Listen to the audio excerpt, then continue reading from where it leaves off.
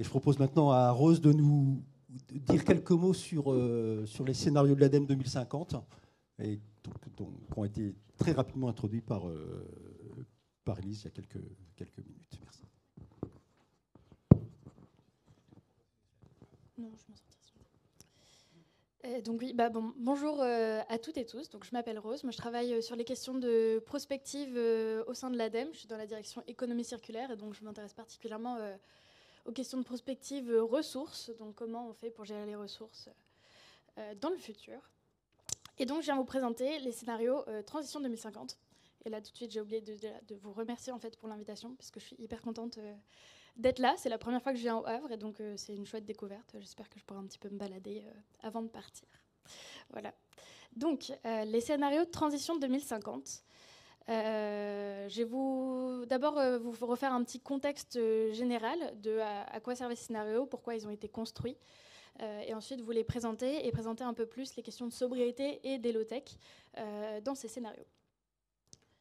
Donc, quels étaient les objectifs de ces scénarios? C'était en fait d'avoir un exercice de prospective qui s'attache à regarder comment on peut atteindre la neutralité carbone et de regarder en fait sur ces différentes routes possibles quelles étaient les implications des trajectoires.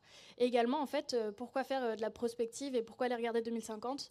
Parce que certaines décisions sont à faire aujourd'hui, demain, pour pouvoir en fait commencer les routes des transitions. Peu importe le scénario qu'on choisit. Peu importe, c'est un mot un petit peu pas forcément bien choisi, mais vous m'avez compris. Ensuite, donc, sur le cadrage global, on a fait 4 scénarios donc contrastés en France. Donc ça se concentre sur la France métropolitaine à l'horizon 2050. Des scénarios qui ont modélisé en fait les questions d'énergie, de climat. Donc climat à la fois les émissions, la capture de CO2 naturelle ou technologique et l'adaptation au changement climatique. Question des ressources et des pollutions. Matière, biomasse, eau, sol, pollution de l'air. On a également modélisé les questions économiques, donc sur les investissements, les emplois, les filières, le commerce international et les modes de vie. Et ça nous a permis de construire des visions contrastées, en fait 4 visions contrastées sur le contexte économique, technologique, sur les territoires, mode de vie, gouvernance. Et donc en fait c'est à la fois des modélisations qui sont chiffrées, très techniques, mais également des scénarios qui permettent en fait de se projeter possiblement dans un avenir à 2050, et donc qui permettent de voir quelles sont nos possibilités. Donc, quels sont ces fameux 4 scénarios?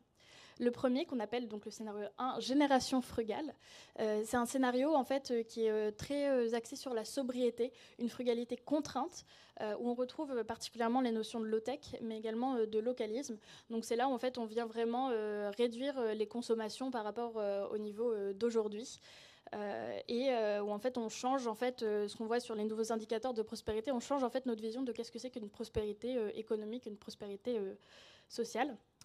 Le scénario 2, c'est un scénario où on s'appuie beaucoup plus sur la coopération territoriale, sur la localité pour arriver à atteindre la neutralité carbone. Donc on a beaucoup des questions en fait de réindustrialisation territoriale, de gouvernance partagée. On reproduit en fait à l'échelle du territoire pour réduire les émissions. Sur ces 2 scénarios, la neutralité carbone, elle est quasiment entièrement atteinte grâce en fait à la capture naturelle du carbone, donc par les forêts et les sols. Ensuite, on arrive au scénario 3, technologie verte. Dans ce scénario, les consommations sont à peu près équivalentes aujourd'hui, un peu plus sobres sur certains pans. Donc c'est ce qu'on a appelé du consumérisme vert. On reste sur une économie globalement mondialisée et qui en fait s'adapte sur les technologies de décarbonation. La neutralité carbone, elle arrive par le captage des gaz à effet de serre à la sortie des cheminées. Et scénario 4, le pari réparateur. C'est un pari car en fait dans ce scénario la consommation continue à augmenter, donc on consomme plus globalement qu'aujourd'hui, on se déplace plus. En fait, sur ce scénario, on va avoir beaucoup de numérique, on va continuer à construire. Et la neutralité carbone, ici, elle se repose sur des technologies incertaines en fait, de capture de CO2 dans l'air, donc les technologies qui sont aujourd'hui à leur balbutiement. Ici, on peut voir un peu sur différents leviers comment ces scénarios s'articulent. Donc en fait, voilà, comme je l'ai expliqué, le scénario 1 est davantage sur des questions de sobriété. Les questions d'efficacité, que ce soit énergétique ou même d'efficacité matière, sont davantage poussées dans le scénario 2, mais aussi en fait pas mal dans le S1 et S3. La décarbonation de l'énergie est pas mal poussée dans le S2 et le S3, qui sont donc en fait les deux scénarios où en fait les technologies vont être donc les investissements technologiques vont être les plus poussés pour pouvoir en fait être sur de la décarbonation des technologies. Et ensuite les deux derniers pans, un peu d'analyse sur la gouvernance du plus local au plus global, donc en fait du resserrement territorial à la continuité de la mondialisation.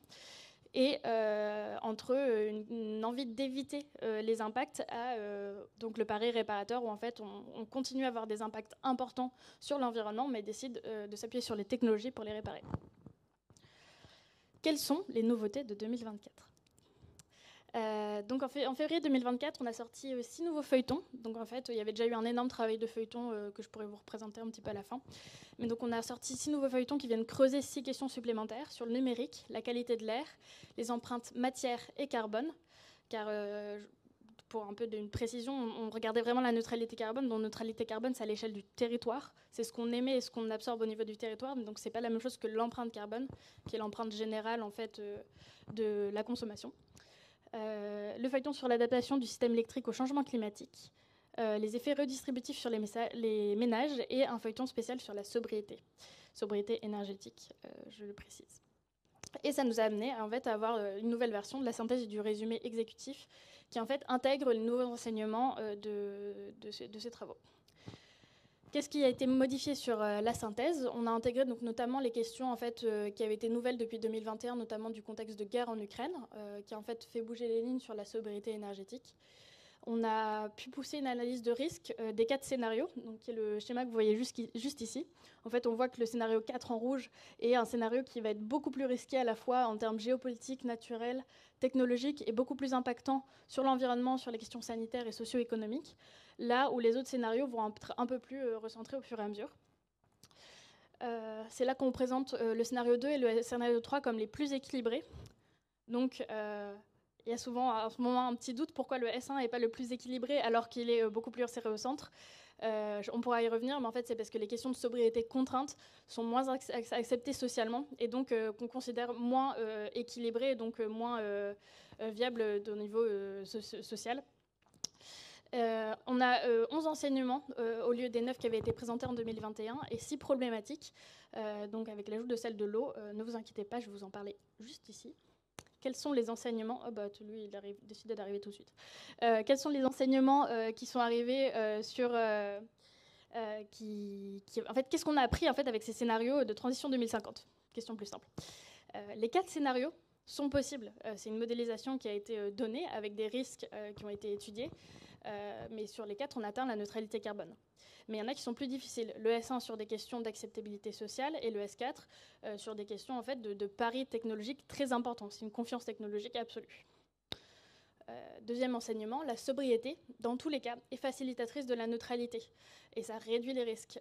Consommer moins, c'est sûr qu'en fait, c'est une base assez nette pour réduire les émissions. Au niveau de l'énergie, on a une base sur tous les scénarios de moins 25% de consommation d'énergie et d'au moins 70% d'énergie renouvelable en 2050. C'est les bases qui sont en fait assez certaines sur les 4 scénarios. En termes d'empreinte carbone et d'empreinte matière, on a vu qu'on pouvait avoir en fait un découplage certain entre PIB et empreinte. C'est-à-dire que les empreintes carbone et matière peuvent baisser ou rester stables avec un PIB qui augmente ou qui reste stable. C'est-à-dire que les deux ne sont pas reliés. On a une pression environnementale qui est croissante du scénario 1 au scénario 4, à la fois sur le sol, les matériaux et l'eau, donc avec un facteur 2 entre le scénario 1 et le scénario 4. Dans les 4 scénarios, on a besoin d'une forte transformation de l'industrie. Il n'y a aucun des scénarios où l'industrie reste telle qu'elle est aujourd'hui. Dans le S1, on va avoir une industrie qui va changer, beaucoup shifter sur des questions de production beaucoup plus qualitative. Dans le S4, on va avoir des technologies très poussées sur la capture du carbone, mais en fait, dans le S2, c'est aussi de la décarbonation de l'industrie. Donc en fait, dans tous les cas, l'industrie, elle bouge. Enseignement numéro 7, on a une capacité d'adaptation variable selon les scénarios. Donc ça, c'est ce qu'on a vu sur les questions de risque. En fait, on est beaucoup moins résilient sur les scénarios où les technologies sont plus poussées et où on a des flux tendus, on reste sur des trucs, des logiques de consommation importantes que sur celles où la sobriété est davantage mobilisée. Le vivant est le meilleur allié du climat. Ça, je pense que je ne vous l'apprends pas, mais on a pu le voir en fait en travaillant sur ces modélisations. À la fois pour le captage du CO2 que pour la résilience des territoires, la biodiversité était fondamentalement importante. 9e enseignement, la forêt et l'agriculture doivent s'adapter au changement climatique pour faciliter la neutralité carbone. C'est-à-dire, en fait, voilà, le changement climatique va avoir des impacts concrets sur les territoires assez rapidement. Et dans tous les cas, ils vont devoir se transformer. On va devoir transformer les cultures et les manières de gérer gérer en fait ces écosystèmes naturels. 10e enseignement, atteindre la neutralité carbone ne génère de décroissance économique dans aucun des scénarios en 2050.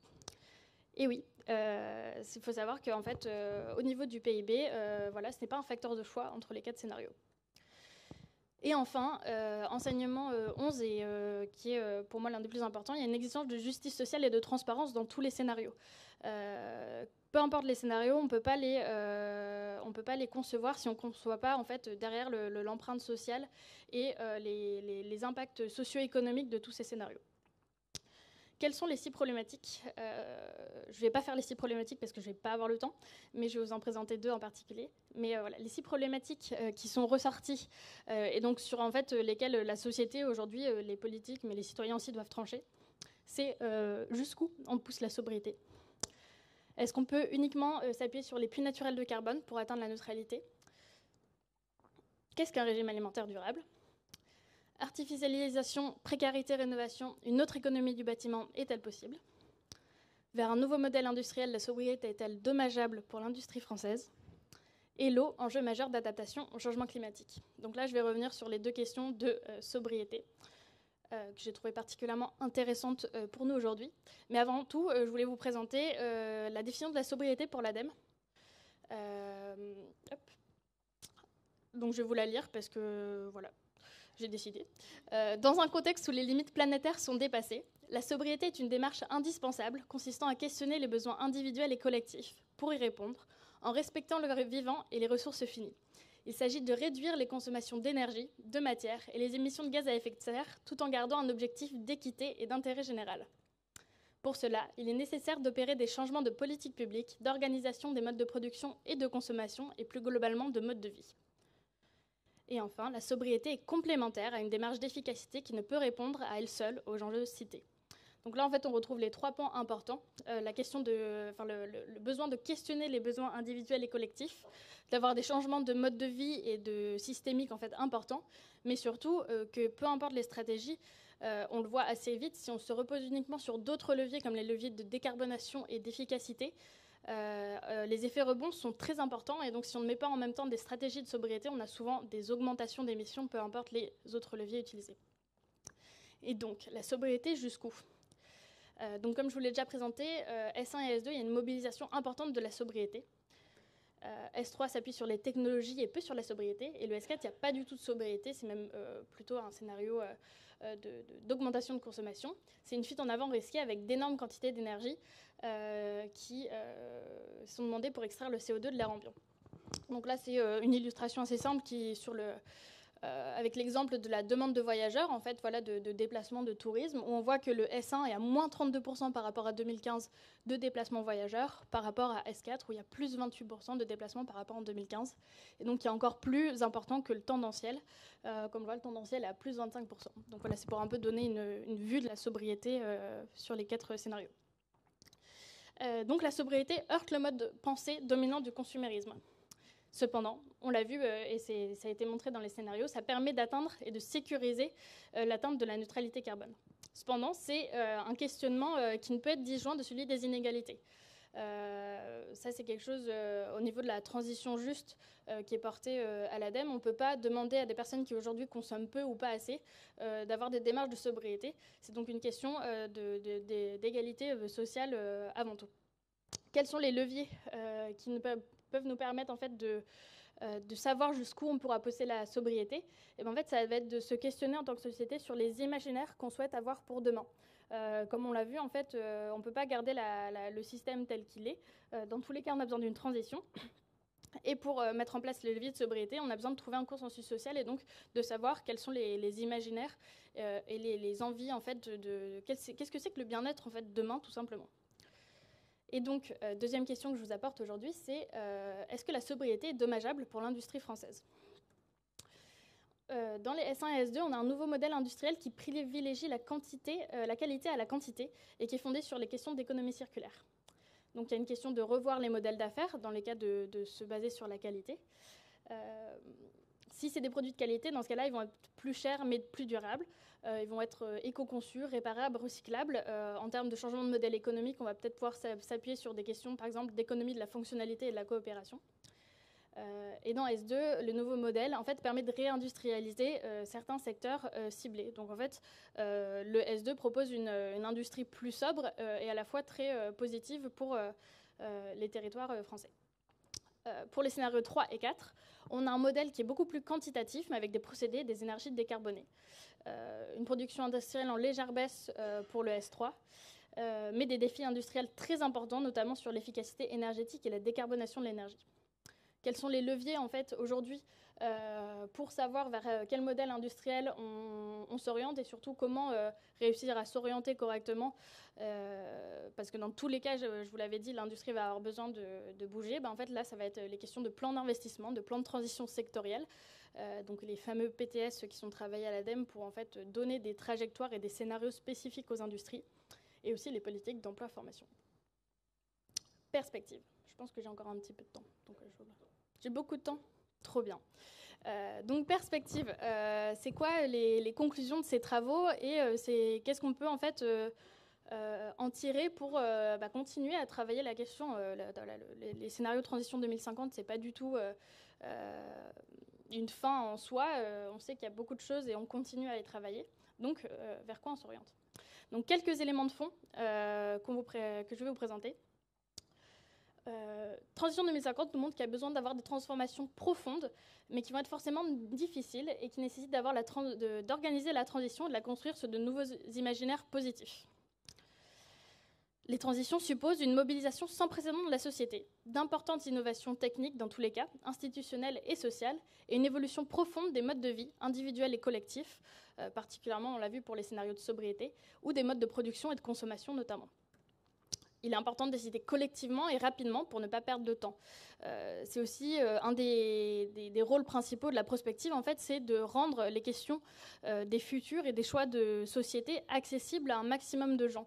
Parce que les questions politiques aujourd'hui, quand on parle du futur et qu'on parle d'investissement dans les industries, etc., si on n'a pas de quoi se projeter, et donc c'est le rôle de la prospective, en fait, on a du mal aussi à pouvoir avoir des débats citoyens autour de ça.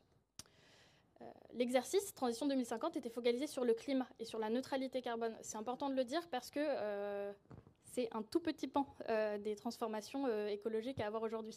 Il y a d'autres enjeux environnementaux qui sont vraiment à prendre en compte: l'eau, biodiversité, les sols et les ressources naturelles. Et donc, on n'a pas d'analyse de viabilité sur ces autres pans des scénarios. Et enfin, les dimensions sociales et d'équité sont des enjeux de premier ordre, notamment sur la répartition des richesses, les inégalités, mais aussi le rôle et l'attractivité des territoires. Et donc maintenant, les low-tech. Quelle place pour les démarches low-tech dans ces scénarios de transition 2050 ? Et de manière générale, en fait, ici, j'aimerais un peu plus sortir de transition 2050 pour savoir un peu plus comment les low-tech peuvent s'intégrer dans des démarches de prospective de manière générale. Pour moi, les low-tech, ça permet en fait de faire émerger un nouveau paradigme et des nouveaux imaginaires par rapport à la technique. Et ça permet d'avoir une prise de recul sur, aujourd'hui, ce qu'on peut appeler le technosolutionnisme ou la confiance absolue en la technique. Et ça permet d'avoir un récit de techno-discernement et de résilience par rapport en fait, à la marche en avant qui est un peu posée comme immuable aujourd'hui. Et donc, les low-tech, ça permet de construire des stratégies résolument systémiques de l'innovation. Ça permet par exemple de travailler sur la réduction de l'intensité, de la complexité, de la taille des systèmes techniques dans la société. C'était posé comme un fait, ça le remet en question. Ça permet de travailler à la réappropriation démocratique et à la maîtrise des systèmes techniques qui sont totalement sortis de la main des citoyens et citoyennes. Ça permet de retrouver du sens dans les métiers, dans les emplois. Ça permet de réduire les inégalités sociales. Les démarches low-tech aussi ont à cœur en fait, de travailler avant tout à l'augmentation du bien-être et à savoir qu'est-ce que c'est le bien-être aujourd'hui. Et donc pas de produire pour produire, mais de produire pour le bien-être. Et ça permet également de travailler à la préservation des ressources qui sont des enjeux critiques pour le futur. Et enfin, sur petite pensée un peu en ouverture, donc c'est pas de moi, je ne vais pas m'approprier, c'est le travail d'un collègue qui s'appelle Thibaut Faucon, qui a en fait travaillé sur un parallèle entre les travaux de prospective low-tech et le livre de Donella Meadows pour une pensée systémique. Et en fait, qui permet de montrer comment on peut activer différents leviers d'évolution des systèmes par les low-tech. Donc je ne vais pas prétendre avoir la science infuse, je vais vous présenter les différents leviers et vous allez pouvoir peut-être, vous, savoir en fait quels sont les low-tech, les démarches low-tech ou les logiques low-tech qui peuvent s'appliquer sur les différents leviers. Donc avant de vous présenter tout ça, qu'est-ce que c'est que ce schéma ? C'est en fait un bras de levier où tout à gauche on a le système qui est à changer et qu'il faut faire du coup basculer. Et au fur et à mesure, on a différentes forces de levier qui nous permettraient en fait de pouvoir faire basculer le système. Donc au tout début, on a les constantes, les paramètres. En fait, c'est la question des curseurs. Là, ça va être des leviers, par exemple, comme les subventions, les taxes, les normes, qui permettent de faire bouger les curseurs du système.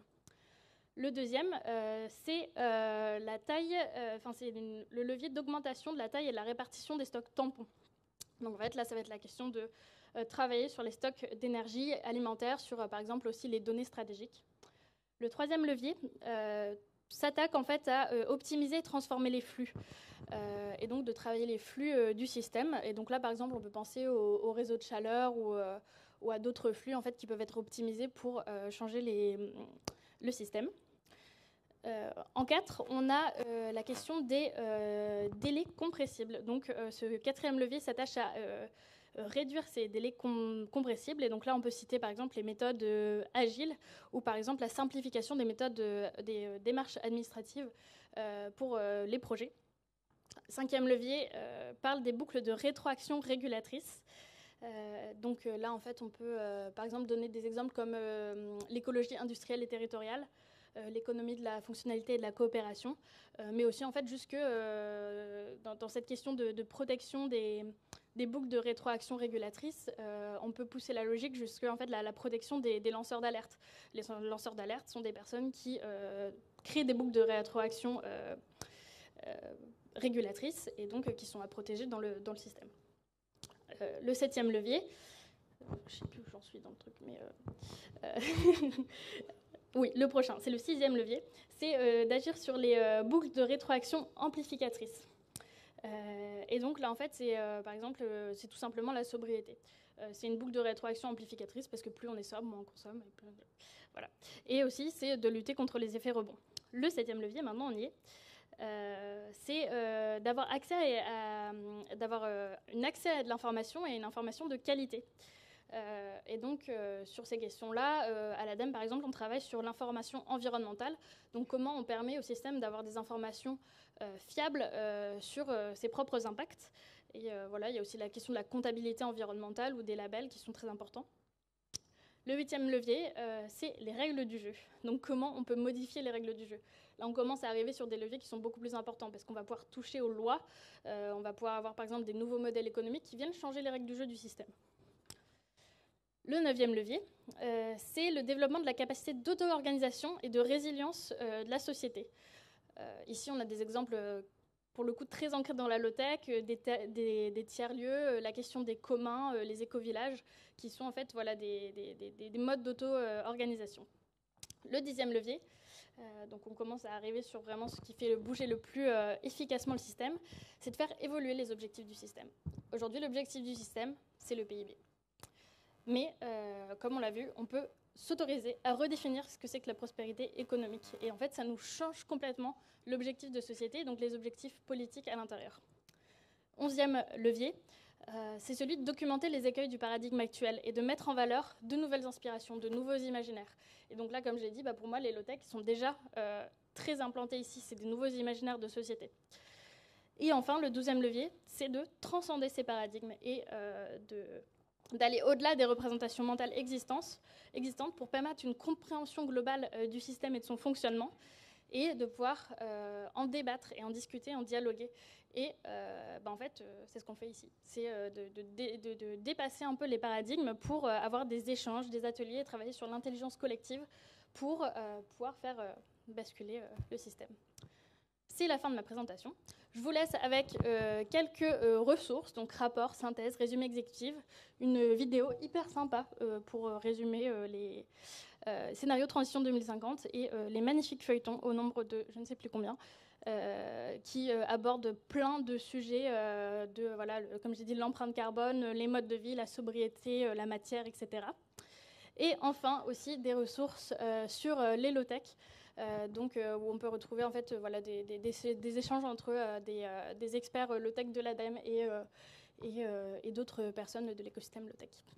Voilà, donc si j'ai encore un peu de temps, je peux peut-être avoir des questions, parce que moi j'ai terminé ce que je voulais vous dire, mais voilà, merci de votre écoute.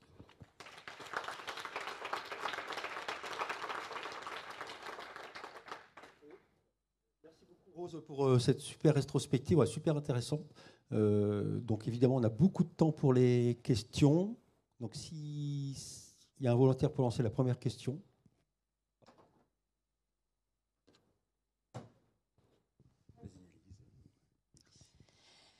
Est-ce que ces scénarios, on est capable aujourd'hui de les chiffrer en termes de ressources financières? Comment est-ce qu'on peut y accéder et comment on bouge tous les curseurs pour que notre société s'adapte? Parce que ce que j'entends, c'est que probablement le scénario 2, voire 3 sont les plus probables et sur lesquels les risques sont les plus faibles et donc les plus accessibles. Et est-ce qu'on est en capacité aujourd'hui à mettre en face le coût d'une telle transformation? Et voilà. Alors oui, je ne suis pas une experte du tout des questions économiques, mais ce qui est sûr, c'est qu'en fait, l'économie a été modélisée et en fait, les investissements ont été modélisés. Donc, les logiques en fait, même d'échanges internationaux de ressources et en fait, d'achat, etc., ont été modélisées sur des logiciels économiques et macroéconomiques. Donc ça, oui, ça a été fait, mais je n'ai pas de chiffres particuliers à apporter.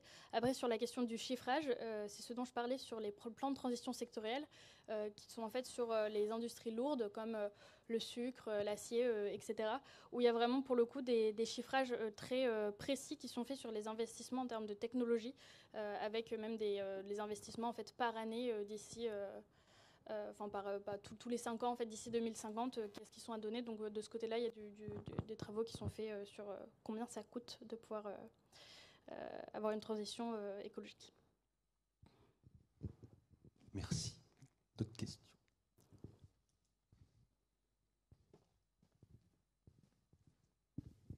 Merci, bonjour. Moi, je voulais revenir sur l'analyse de risque qui a été présentée en introduction. Je me questionne, et au regard aussi de l'introduction, du début du propos introductif de Damien sur le contexte pas très réjouissant actuellement, je me questionne sur la manière dont... J'attends que ça arrive, voilà.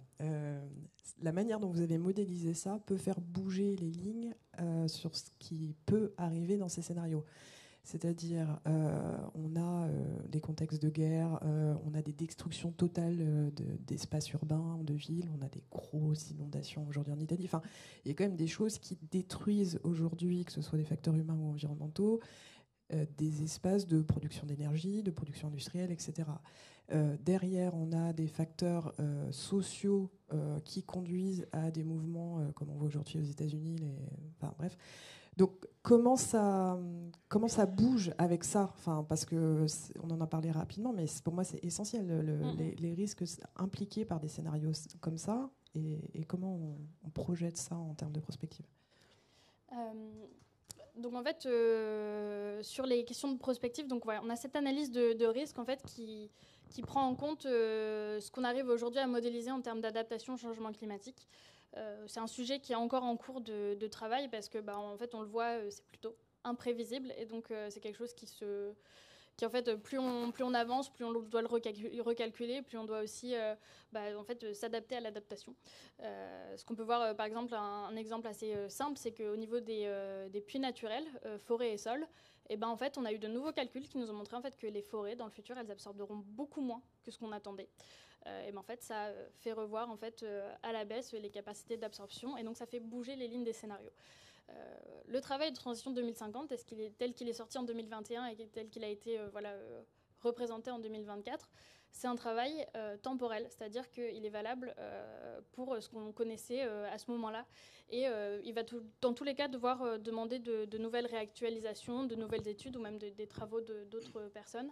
Le travail de prospective, ce n'est pas un travail de boule de cristal ou de savoir exactement qu'est-ce qui va se passer. C'est plutôt pour pouvoir se projeter et pouvoir débattre en tant que société, donc dans des lieux comme celui-ci, sur quelles sont les trajectoires sur lesquelles on veut s'engager réellement. Parce que, je l'imagine, vous n'êtes pas du tout d'accord pour les 4 scénarios. En fait, c'est ce travail-là qui permet d'en débattre et de savoir en fait, comment on s'oriente politiquement et socialement. Mais ce n'est pas du tout une vérité. Ce n'est pas parce qu'on suit à la lettre ce qui a été présenté sur scénario 1 qu'on va arriver au scénario 1, parce que le futur, c'est quelque chose d'imprévisible par essence et qu'on ne peut pas réellement modéliser pour de vrai, je veux dire. Voilà. Merci. Je ne sais pas si j'ai répondu à la question, mais ça va. Surtout, n'hésitez pas à vous présenter pour qu'on sache qui pose la question. Bonjour, donc Samantha Marcolin. Moi, je travaille sur les questions de la santé au travail, et ma question, c'est est-ce que dans les modélisations, il y a une prise en compte de tout ce qui est autour de l'emploi et du travail, en fait, et même de la relation à l'organisation du travail, y compris dans des projets low-tech, puisque ça change. On n'est plus sur des notions de performance, on n'est plus. Enfin, voilà, il y a une approche systémique à avoir sur ces questions-là, et donc est-ce que c'est pris en compte ? Oui, du coup, la question de la modélisation de l'emploi a été prise. En fait, c'est aussi la modélisation de l'emploi qui permet aussi qui permet d'accompagner les modélisations au niveau du PIB qu'on a pu voir. Et donc, en fait, de manière générale, on essayait de voir sur quel pan de l'économie pouvaient être réorientés les emplois en fonction des scénarios. Donc, en fait, dans des scénarios comme le S1 et le S2, les emplois au niveau du recyclage, de la réparation, sont beaucoup plus importants que dans des scénarios d'hyperconsommation, où là, les emplois vont être à nouveau très concentrés sur l'industrie du neuf. Donc, voilà, la question de l'emploi a été étudiée avec toutes les limites d'une modélisation systémique à l'échelle de la France. C'est-à-dire que, en fait, on n'est pas descendu dans une descente de territoire, donc on n'a pas territorialisé les emplois. Ça reste très global à l'échelle de la métropole. Voilà.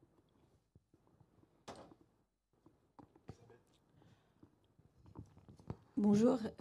Isabelle Dabadi, moi je suis enseignante à l'Université Bretagne Sud. J'avais une question dans les enseignements. Vous avez dit qu'aucun des scénarios n'amenait à une décroissance. Donc je me demande, je ne sais pas si j'ai bien lu. Oui, c'est ça. Du coup, je me demandais comment le S1 ne s'accompagnait pas de décroissance économique. En fait, le S1, c'est une sobriété, mais qui reste une sobriété inscrite dans l'économie, donc c'est une économie plus locale. Il n'y a pas de décroissance économique à 2050, c'est-à-dire que, aussi une précision à avoir sur le scénario 1, c'est que c'est un scénario aussi de choc et de frugalité contrainte, donc il y a une légère diminution du PIB sur les premières années, mais en 2050, en fait, il y a une réorganisation de la société et de l'économie qui permet qui permet au modèle économique de s'adapter pour que le PIB soit à nouveau cool. D'accord. Je sais pas le mot. C'est ça. Et j'avais une autre petite question. Dans les leviers là, de transformation, il y avait, vous avez dit que la sobriété, c'était une boucle de rétroaction amplificatrice. Oui. Qu'est-ce que ça veut... C'était quoi l'idée derrière ça ? L'idée, c'est qu'en fait, c'est amplificateur dans le sens que du cercle vertueux. C'est-à-dire que la sobriété permet de... en fait, une sobriété sur un pan de l'économie permet de consommer moins, mais permet aussi d'engendrer d'autres sobriétés dans le mode de vie. Et donc, en fait, que la logique de sobriété permet un cercle vertueux sur les questions de transition écologique. D'accord. Ok, merci.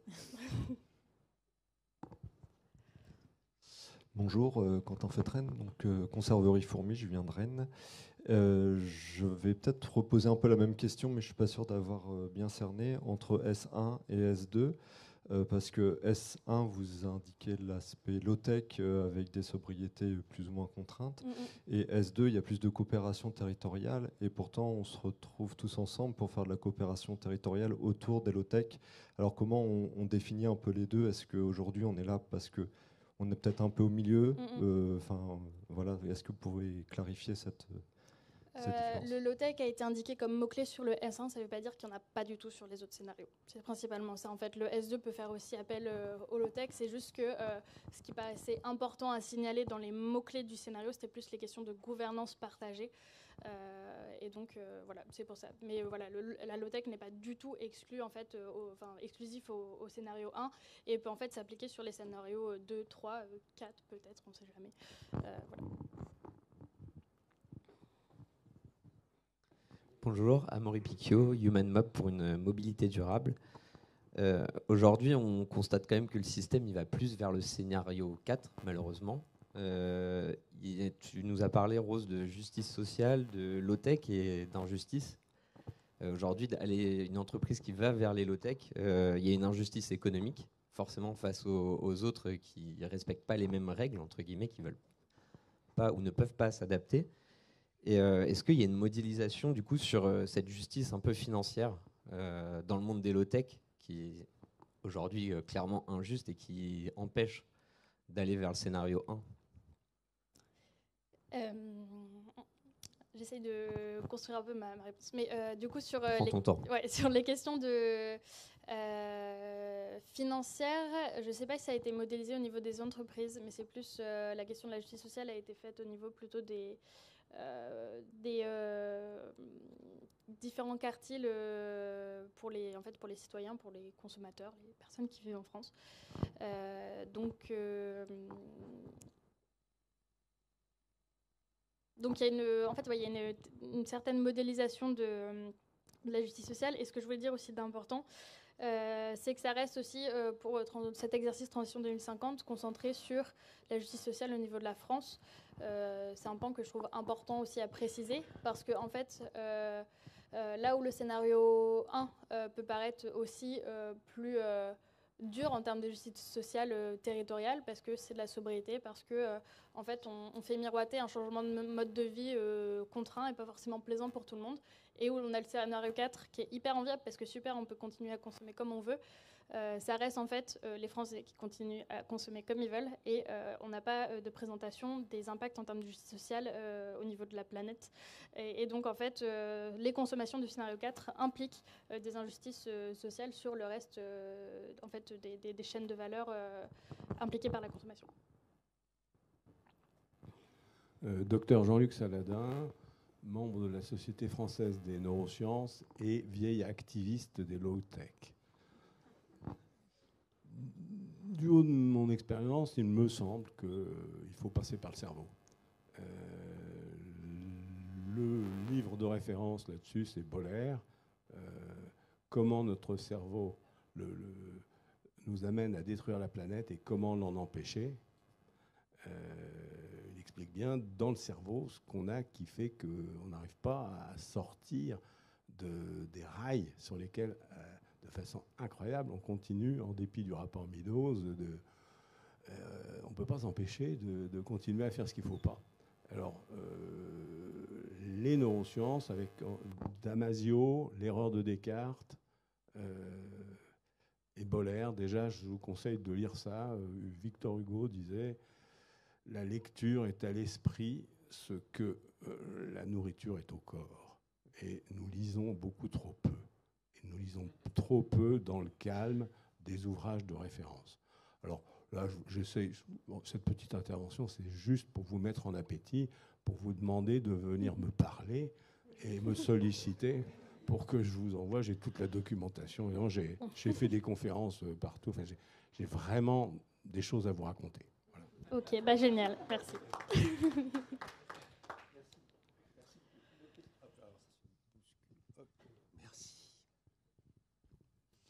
Bonjour, Olivier Croix, Cocon pour la granulée fabriquée en France. Je m'interrogeais, quand on fait de la prospective, en général, on va regarder ce que font les voisins. Que font les voisins dans les travaux un peu similaires de scénario? Et que font les voisins européens aussi sur la low-tech? Si vous avez des éléments. Je sais pas. Non, ce que je sais, c'est qu'en tout cas sur les questions de transition, donc l'ADEME a produit ces scénarios pour aussi accompagner au niveau politique la formulation en fait des souhaits de transition et des plans de transition comme la SNBC, qui sont des plans de transition qui en fait sont demandés par l'Union européenne. Donc en fait, ces questions de transition et donc de scénarios et de plans d'action vont normalement ou sont déjà sortis sur l'ensemble des pays membres de l'Union européenne. Je ne sais pas s'il y a d'autres... Enfin, si en fait, il y en a. Je sais que notamment l'Allemagne a fait des travaux de scénarisation comme ça. Mais voilà, je n'ai pas forcément d'autres informations plus particulières à vous donner. Je m'en excuse.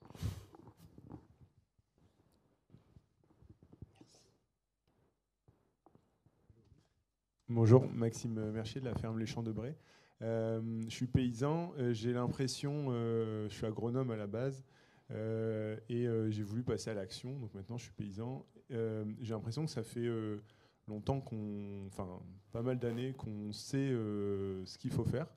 J'ai l'impression qu'on sait de plus en plus précisément, au regard de l'étude là, de la super présentation que vous nous avez fait, on sait de plus en plus précisément ce qu'il faut faire.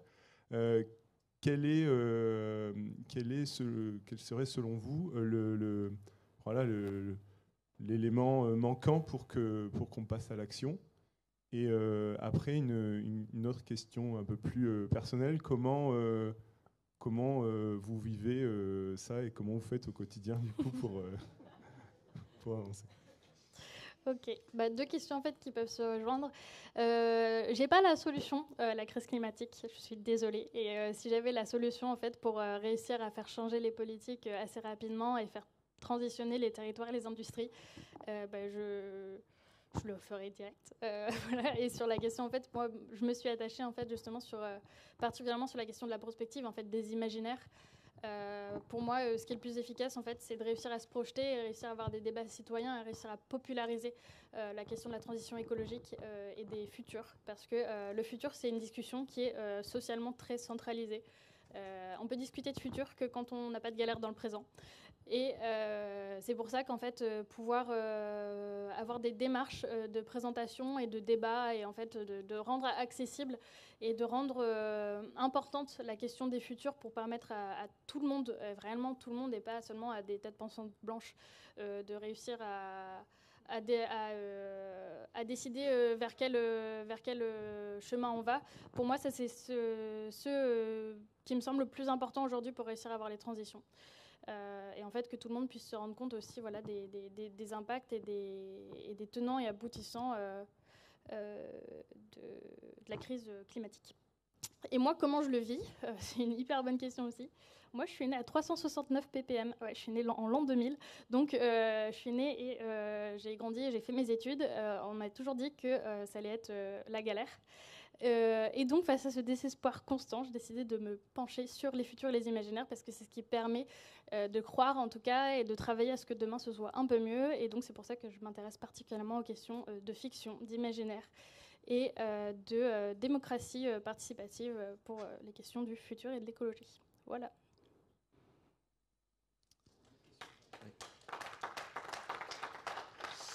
Bonjour, Romain Guillemot. Au niveau des enseignements, est-ce qu'il apparaît justement l'importance d'éduquer justement les générations futures? En termes d'action, je suis aussi assez dans le concret et je recherche le concret parce que le constat, on le fait et il est fait, il est là. Il ne faut pas se cacher les yeux. Et justement, je pense que l'important, c'est d'apporter les outils et les réponses aux générations futures ou actuelles. Je ne fais pas partie des têtes blanches pour l'instant, pas encore, mais justement, est-ce qu'au niveau de l'ADEME ou d'autres organismes, il y a ces enseignements qui sont tirés et une approche de boîte à outils, de solutions qui sont apportées au niveau des écoles, potentiellement à un âge très jeune, puisqu'il faut changer la façon de consommer. Si on change la façon de consommer, les industriels suivront. Et aujourd'hui, je ne sais pas si on a cette démarche-là. Si, la démarche éducative, c'est un grand pan des travaux de l'ADEME, notamment en fait, au sein de la direction économie circulaire. On a tout un service dédié en fait, aux questions de consommation sobre et responsable. Donc voilà, les pans d'éducation sont très importants et sont travaillés à la fois à l'échelle des collectivités, mais aussi des écoles. Après, à mon humble avis, l'éducation, elle n'est pas seulement à faire sur les générations futures, parce que la plupart des climato-sceptiques sont des personnes âgées. Voilà. Il y a une question là. Ça va être les dernières questions. Il y a un article du Monde qui est sorti donc il y a 2 jours sur l'étude de qui sont les climato-sceptiques en France. Voilà. Bonjour, Cécile Le Sauce d'Explore. Je me posais la question, est-ce qu'il y a des travaux de prospective qui sont en cours ou en projet pour intégrer le sujet de biodiversité ou autres 8 limites planétaires? Je vais mettre un joker parce que je ne sais pas exactement de quoi j'ai le droit de parler sur les travaux qu'on mène à l'intérieur de l'ADEME. Voilà. Mais on travaille toujours sur les questions de prospective et la biodiversité est un élément qui nous tient à cœur et qu'on aimerait intégrer dans les impacts environnementaux. Oui, bonjour. Stéphane Le Pochat, je travaille chez EVA. On fait de la CV et de l'éco-conception. Je voudrais revenir sur la partie que vous faites sur les risques, parce que j'aime bien cette approche des risques.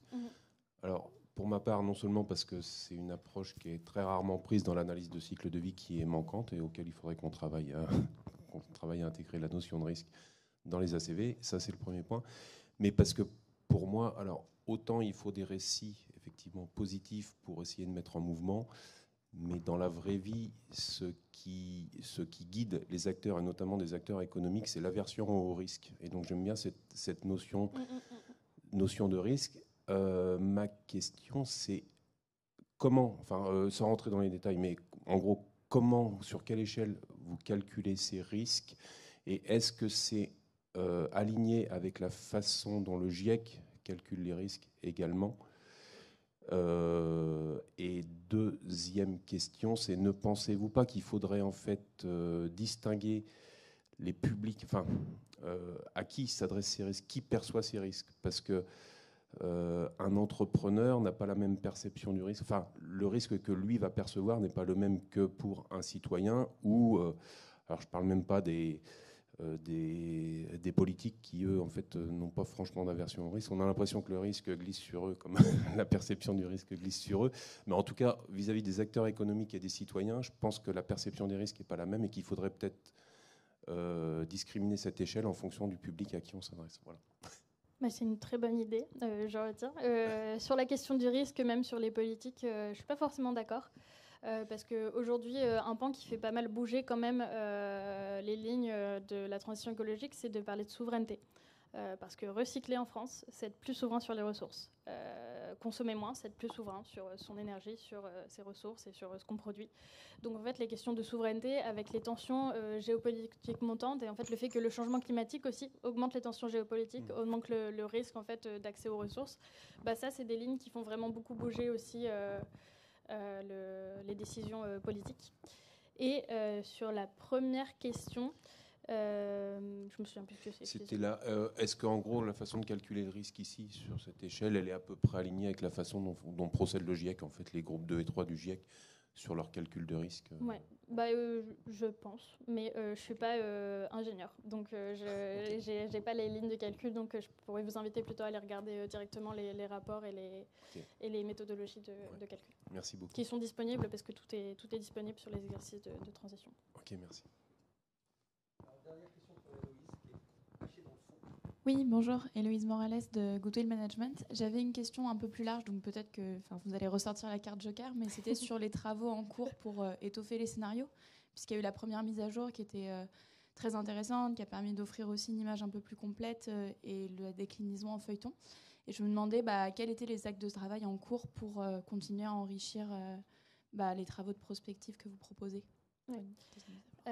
Du coup, il y a une partie de Joker, mais après sur la prospective, en dehors des exercices Transition 2050, des exercices de modélisation en fait, à l'échelle complète de la France, on a beaucoup d'autres travaux de prospective qui sont beaucoup plus ciblés sur certains sujets sur lesquels on travaille. On travaille donc notamment sur la question, moi particulièrement des ressources, de savoir en fait qu'est-ce qui sera disponible, qu'est-ce qu'on pourra recycler, qu'est-ce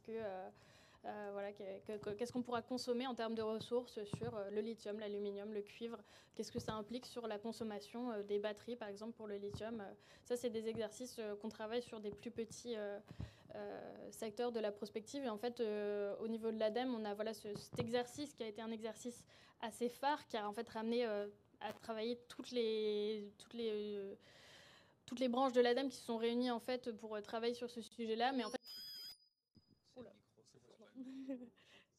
ça marche? Non. Je sais plus si ça fonctionne encore ou ça fonctionne plus. Ok, d'accord, très bien. Et du coup, en fait, en termes de prospective, on a des exercices de prospective qui se font sur des pans plus sectorialisés. Donc, ça peut être sur la mobilité, sur l'énergie en particulier, sur le bâtiment. Sur le bâtiment, on va chercher en fait combien de béton il faut pour tel scénario pour aller. Et en fait, qu'est-ce que ça implique la rénovation? Est-ce qu'on peut trouver d'autres matériaux aussi pour construire? Qu'est-ce que ça implique d'utiliser ces autres matériaux?